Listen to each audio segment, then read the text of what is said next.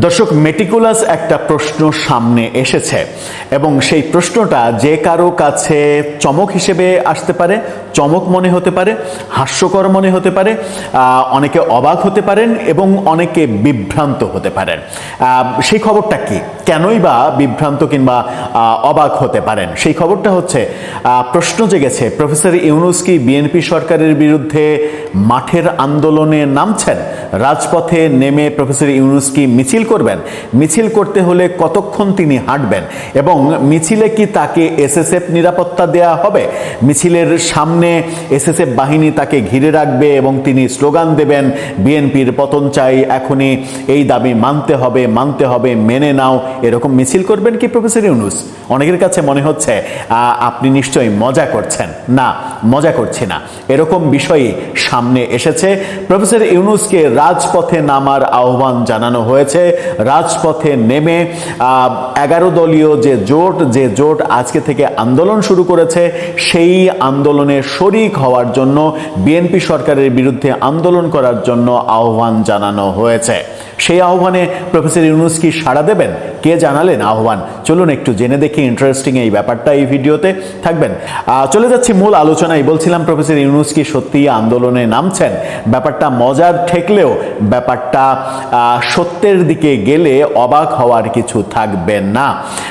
Professor ইউনূসকে আন্দোলনের আহ্বান জানালেন, রাজপথে নেমে আসার আহ্বান জানালেন নাহিদ ইসলাম, এনসিপির আহ্বায়ক। তিনি ওমরায় গিয়েছিলেন।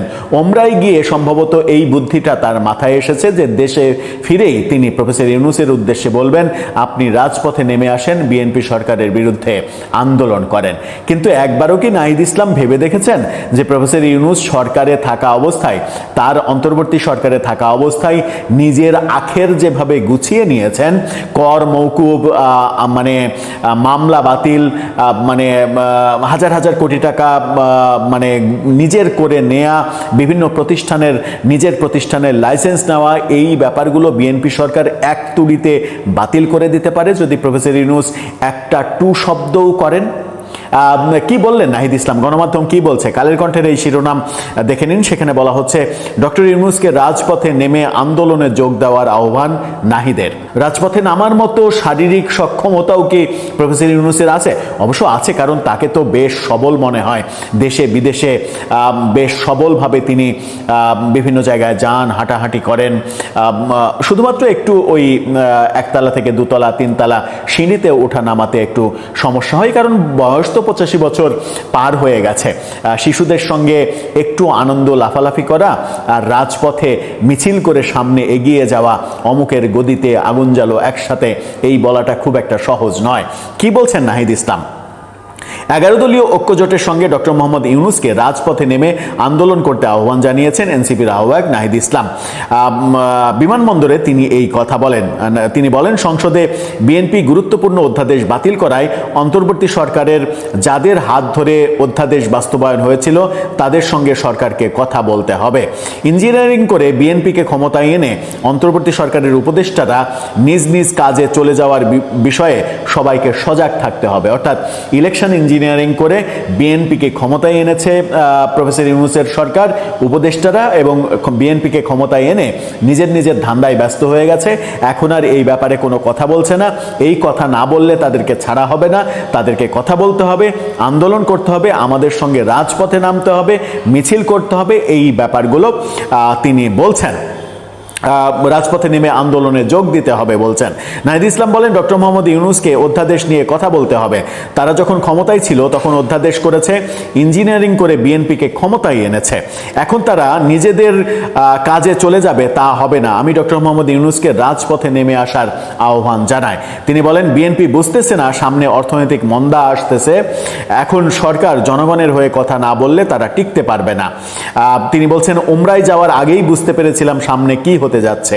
এখন যা হচ্ছে তা অপ্রত্যাশিত না, 5 আগস্ট থেকেই শুরু হয়েছে। আমরা বলেছিলাম সংস্কার, বিএনপি বলেছিল নির্বাচন। 2/3 ভোট পাওয়ার পর তারা কোনো কিছুই তোয়াক্কা করছে না। খুবই স্বাভাবিক, 2/3 ভোট পাওয়ার পর তারা কোনো কিছু তোয়াক্কা করবে কেন? প্রফেসর ইউনূস ক্ষমতায় আসার পরে সেই 1.5 বছরে আপনারা কি কোনো কিছু তোয়াক্কা করেছেন? আপনারা তো এই দেশে যে মবের রাজত্ব কায়েম হয়েছে সেই মবের রাজত্ব কায়েম নিয়ে একটি কথাও বলেননি। প্রফেসর ইউনূসকে একবারও বলেননি যে এই মব থামান, বরং বহু ক্ষেত্রে আপনার দলের লোকজন মব করেছে, আপনারা পৃষ্ঠপোষকতা দিয়েছেন। আপনারা তো কোনো কিছু তোয়াক্কা করেননি। তখন মনে করেছিলেন যে ক্ষমতার বলয়ের মধ্যে আছি, যা ইচ্ছা তাই করা যায়, যা ইচ্ছা তাই ভাবা যায়। অনেকের দুর্নীতির ইতিহাস সামনে এসেছে, কিন্তু সেগুলো নিয়ে প্রফেসর ইউনূস কোনো তদন্ত করেননি। তখন তো প্রফেসর ইউনূসকে বলেননি যে এই তদন্তগুলো করুন। এখন তাকে, এই বৃদ্ধ মানুষ, তাকে রাজপথে আহ্বান জানাচ্ছেন, রাজপথে নামবে, যিনি কিনা এসএসএফ নিরাপত্তার মধ্যে আছেন। এসএসএফ নিরাপত্তায় থাকা একজন ব্যক্তি আপনাদের সঙ্গে, মাস পিপুলের সঙ্গে রাজপথে নামবে, মিছিল করবে, বিএনপি সরকারের বিরুদ্ধে স্লোগান দেবে, বিএনপি সরকারকে মানে শাসাবে, ধমক দেবে, আর বিএনপি সরকার বসে বসে কলা খাবে, এমন তো হয় না। কারণ প্রফেসর ইউনূস নিজের যে 666 কোটি টাকা কর মওকুফ করিয়েছেন, গ্রামীণ ট্রাস্টের 1043 কোটি টাকা মওকুফ করিয়ে নিয়েছেন, কিংবা বিভিন্নভাবে যে খবরগুলো আসে গ্রামীণ ব্যাংকের 25% মালিকানা থেকে 10% মালিকানায় নামিয়ে এনেছেন সরকারের মালিকানা। সেখানে গ্রামীণ ব্যাংকের মালিকানা আরও 15% বাড়িয়ে 90% করিয়েছেন। বিভিন্ন যে গ্রামীণ ওয়ালেট সহ, মানে আদম পাচার সহ, বিভিন্ন বিশ্ববিদ্যালয় সহ বিভিন্ন যে প্রতিষ্ঠানের লাইসেন্স নিয়েছেন, সেগুলো তো এক তুড়িতেই হয়ে যাবে, বাতিল হয়ে যাবে। সেই বাতিল হওয়ার ভয় মাথায় রেখেও প্রফেসর ইউনূস আপনাদের সঙ্গে আন্দোলনে নামবে? তাকে কি পাগল মনে হয়? তিনি তার স্বার্থ ঠিকই বোঝেন, তিনি নিজের ভালোটা খুবই ভালো বোঝেন, যেটা তিনি তার 1.5 বছরে খুব ভালোভাবে মানে প্রমাণ করেছেন। এখন আপনাদের এই চাওয়াটা সারা বাংলাদেশের সব মানুষের চাওয়া হলেও তিনি সরকারের বিরুদ্ধে একটি কথাও বলবেন না, কারণ তাতে করে তার নিজের স্বার্থের ক্ষতি হবে। আর তার নিজের স্বার্থের ক্ষতি হোক, এরকম কাজ করার বান্দা তিনি নন। সেটা প্রমাণ সহ, উদাহরণ সহ ব্যাখ্যা দিয়ে বুঝিয়ে দিয়েছেন তার মেটিকুলাস 1.5 বছরের শাসন আমলে। বিএনপি অনেক অধ্যাদেশই মানছে না, যেগুলো জনগণের দাবি। গুম সহ সুপ্রিম কোর্টের বিভিন্ন অধ্যাদেশ যেগুলো মানা উচিত, দুর্নীতি দমন কমিশনের অধ্যাদেশ যেগুলো মানা উচিত, সেগুলো বিএনপি মানছে না। সেগুলোর বিরুদ্ধে অবশ্যই প্রতিবাদ জানানো উচিত, কিন্তু সেই প্রতিবাদ জানানোর বিন্দুমাত্র ক্ষমতা কিংবা সাহস প্রফেসর ইউনূসের আছে কিনা সেটা বোধহয় আপনি অন্য 18 কোটি মানুষের চাইতে অনেক ভালো বোঝেন। দর্শক, আপনার মতামত কি? আপনি কেমনটা বুঝছেন? আপনার মতামত জানিয়ে লিখতে পারেন। আসসালামু আলাইকুম। বেশ কয়েকদিন আগে আমি আপনাদের বলেছি ডক্টর ইউনূসের মতিগতি আমার কাছে ভালো মনে হচ্ছে না, এবং আমার কাছে ডাউট হচ্ছে যে এরা এখনো ভেতরে ভেতরে কিছু না কিছু নিয়ে খেলা করছে। এই যে এনসিপি ঘুরে ফিরে ডিপ স্টেটের কথা বলে এবং ডিপ স্টেট নিয়ে নানান হুমকি ধমকি দেয়, ডিপ স্টেট শোনায়, ডিপ স্টেট আমাদের 29 সাল পর্যন্ত থাকতে বলেছিল, দেখেন বেশি ভাব নিয়েন না, বলে না? আবার ঘুরে ফিরে বলে ডিপ স্টেটে হাতি মেরা ফেলছে, মানে এক হাতিরে মারাইছি, ডিপ স্টেটে দিয়ে আরো মারাইতে পারি, এরকম না বিষয়টা? আপনারা একটু পেছন দিকে মনে করেন তো দেখি, আমি আপনাদেরকে একটু এই স্মৃতির মধ্যে নিয়ে যাই। এই ইউনূস, ডক্টর মোহাম্মদ ইউনূস, সে তো বাংলাদেশের রাজনীতি করতে চেয়েছে।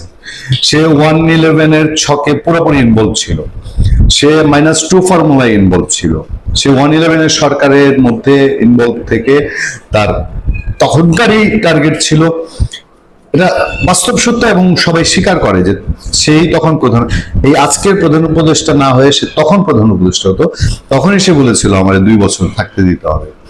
111 সরকার যে তখন 2 বছর থাকবে, এইটা প্রথম দিকে তাদের নিয়ত ছিল না বোধহয়, এবং 2 বছরের গ্যারান্টি তাকে দেয় নাই বলে সে তখন প্রধান উপদেষ্টা হয়নি। এবার 2 বছরের গ্যারান্টি পেয়ে সে প্রধান উপদেষ্টা হয়েছে, এবং এই গ্যারান্টিও পেয়েছে যে বৈশাখে যা ইচ্ছা তাই করবে, লুটপাট করবে, এই যারা পারে তারে ধরবে, মারবে। 111 সরকারের সময় আরো সুদূর প্রসারী দীর্ঘ ইচ্ছা তার ছিল বলেই তো সে রাজনৈতিক দল করেছিল। বাদ দেন সেই 15, 16, 17, 20 বছরের আগের আলাপ। এইবার সরকার গঠনের পরে লুটপাট যা করেছে, নিজের কামাই যা করেছে, তার পাশাপাশি এই লোক রাজনীতিতে ইনভলভ ছিল না, তার ঘোষণা দিয়েই বাংলাদেশের জাতি জানতে পেরেছে ছাত্ররা রাজনৈতিক দল করবে। সেই তো বলেছিল ছাত্ররা রাজনৈতিক দল করবে, তার মানে সে ইনভলভ ছিল। এই ছাত্রদের দিয়ে রাজনৈতিক দল করিয়েছে, এই ছাত্রদেরকে টোটাল ব্যাকআপ দিয়েছে। শুধু সরকার না, সরকারের যত মেকানিজম আছে এর অন্যতম উৎকৃষ্ট প্রমাণ হচ্ছে গোপালগঞ্জ ট্র্যাজেডি। গোপালগঞ্জে এদেরকে বাঁচানোর জন্য সে 4-5 জন মানুষের জীবন নিয়েছে। সেসব হত্যাকাণ্ড কিন্তু এখন আর আলোচনা হয় না।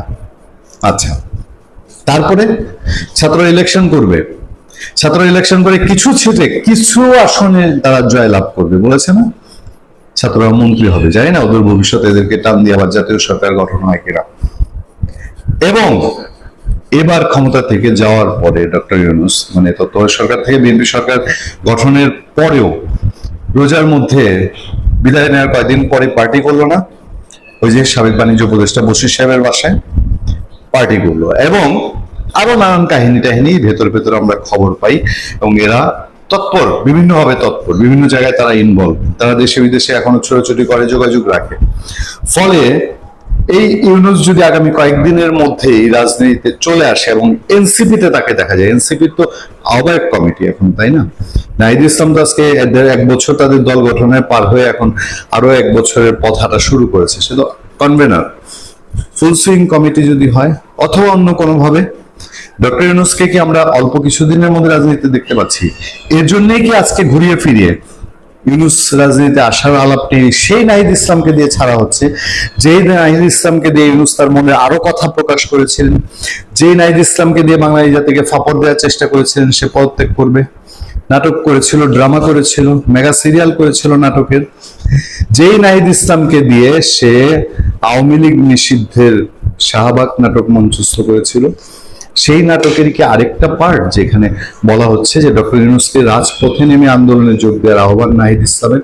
ঘুরিয়ে পেঁচিয়ে বলেছে, ঠিক সহজে বলে নাই, ঘুরিয়ে পেঁচিয়ে বলেছে, কিন্তু কথার মর্মার্থ আমার কাছে তাই মনে হয়। 11 দলীয় ঐক্য জোটের সঙ্গে ডক্টর মোহাম্মদ ইউনূসকে রাজপথে নেমে আন্দোলন করতে আহ্বান জানিয়েছেন এনসিপির আহ্বায়ক ও বিরোধী দলীয় চিফ হুইপ নাহিদ ইসলাম। শনিবার দুপুরে হযরত শাহজালাল আন্তর্জাতিক বিমানবন্দরে পৌঁছেন নাহিদ ইসলাম। সেখানে উপস্থিত গণমাধ্যম কর্মীদের সঙ্গে এসব কথা বলেন তিনি। এনসিপির আহ্বায়ক নাহিদ ইসলাম বলেছেন, সংসদে বিএনপি গুরুত্বপূর্ণ অধ্যাদেশ বাতিল করায় অন্তর্বর্তী সরকারের যাদের হাত ধরে অধ্যাদেশ বাস্তবায়ন হয়েছিল তাদের সঙ্গে সরকারকে কথা বলতে হবে। মানে দেখেন, একটা অন্তর্বর্তীকালীন সরকার যার এগুলো কাজও না, কমিটমেন্টও ছিল না, কখনো এই আলাপও ছিল না বাংলাদেশে, যারা এসব করবে এই ছাত্ররাই। নাহিদ ইসলামরাও 5 আগস্টে কেন, আগস্টের 15-20 তারিখ পর্যন্ত বা আগস্ট মাস পর্যন্ত বলে নেই যে বাংলাদেশে এগুলা করতে হবে, এগুলোর জন্য আন্দোলন হয়েছে। সেই অনির্বাচিত ইউনূস সরকারকে এখন আবার তারা টানছে যে এই সরকারের সঙ্গে দেন দরবার করার জন্য। ইঞ্জিনিয়ারিং করে বিএনপিকে ক্ষমতায় এনে অন্তর্বর্তী সরকারের উপদেষ্টাদের নিজ নিজ কাজে চলে যাওয়ার বিষয়ে সবাইকে সজাগ হতে হবে। এ সময় তিনি গুরুত্বপূর্ণ অধ্যাদেশ বাতিল করায় ডক্টর ইউনূসকে রাজপথে তাদের সঙ্গে আন্দোলনে যোগ দেওয়ার আহ্বান জানান। নাহিদ ইসলাম বলেন, ডক্টর মোহাম্মদ ইউনূসকে অধ্যাদেশ নিয়ে কথা বলতে হবে। তারা যখন ক্ষমতায় ছিল তখন অধ্যাদেশ করেছে, ইঞ্জিনিয়ারিং করে বিএনপিকে ক্ষমতায় এনেছে। বিএনপি ক্ষমতায় না আসলে কে ক্ষমতায় আসতো? ইঞ্জিনিয়ারিং করে বিএনপি ক্ষমতায় আসছে, যদি বিএনপি না আসতো তাহলে কে ক্ষমতায় আসতো? আচ্ছা, এখন তারা নিজেদের কাজে চলে যাবে, তা হবে না। আমি ডক্টর মোহাম্মদ ইউনূসকে রাজপথে নেমে আসার আহ্বান জানাই। তিনি বলেন, বিএনপি বুঝতেছে না সামনে অর্থনৈতিক মন্দা আসতেছে। খুব বুঝতেছে, না বুঝার কোনো কারণই নেই। দেশের যে ভয়াবহ পরিস্থিতি বিএনপি খুব বুঝতেছে। আর নাহিদ ইসলামরা ওঁত পেতে বসে আছে কিনা সেই অর্থনৈতিক মন্দার সুযোগ নিতে। এখন সরকার জনগণের হয়ে কথা না বললে তারা টিকতে পারবে না, সরকার টিকতে পারবে না। নাহিদ ইসলাম আরো বলেন, ওমরায় যাওয়ার আগেই বুঝতে পেরেছিলাম সামনে কি হতে যাচ্ছে। এখন যা হচ্ছে তা অপ্রত্যাশিত না, 5 আগস্ট থেকেই শুরু হয়েছে। আমরা বলেছিলাম সংস্কার, বিএনপি বলেছিল নির্বাচন। 2/3 ভোট পাওয়ার পর তারা কোনো কিছুই তোয়াক্কা করছে না, গণভোট মানছে না একটা অনির্বাচিত সরকার দিয়ে। তাহলে তারা কোন ঘোড়ার ডিমের জন্য আছে যে তারা রাজনীতি করবে? রাজনীতির সময় সংস্কার কি মামুবাড়ির আবদার? হঠাৎ করেই চাপিয়ে দিবে আর দেশে হয়ে যাবে পৃথিবীতে, এরকম ঘটনা আছে কোথাও?